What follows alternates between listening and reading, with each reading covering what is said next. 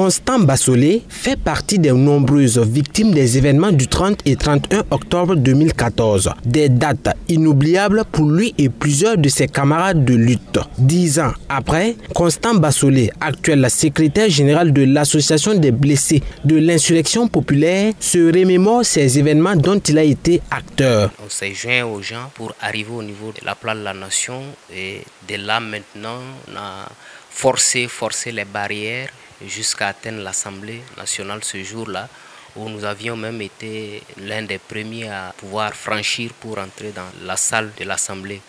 Et ce jour-là, on a pu interrompre le vote qui devrait commencer ou bien qui avait déjà commencé. Et les députés se sont levés et puis bon, c'était la débandade en fait. Interrompre le vote de l'article 37, tel était donc l'objectif que s'étaient fixés les manifestants d'alors. Cet objectif, une fois atteint, Constant Bassolé et les autres insurgés mettront le cap vers le domicile du frère cadet de l'ancien président Blaise Compaoré. C'est à ce lieu que tout tournera au vinaigre pour Constant Bassolé et plusieurs autres. Une balle tirée par les gardes de sécurité percute ce dernier, en témoignent ces différentes cicatrices qu'il porte sur lui.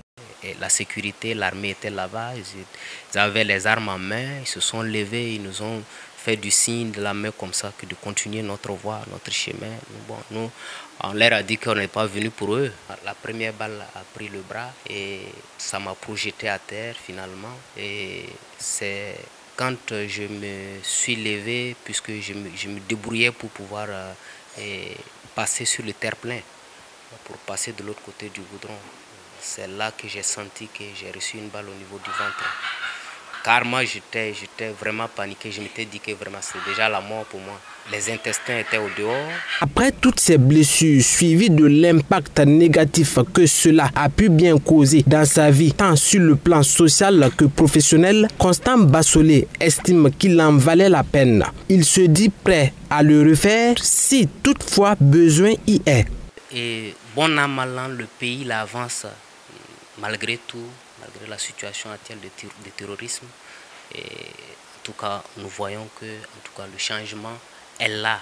J'ai toujours dit que nous sommes les tout premiers VDP de la capitale ou bien du pays à être blessés, à être presque tués, massacrés. Mais si c'était à refaire, nous sommes toujours prêts à reprendre.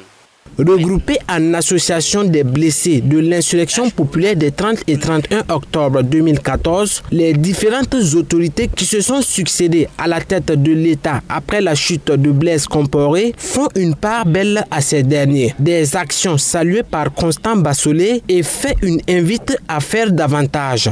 Mon message est d'interpeller l'autorité parce que nous sentons que réellement on nous a un peu délaissés, on nous a un peu laissés à nous-mêmes.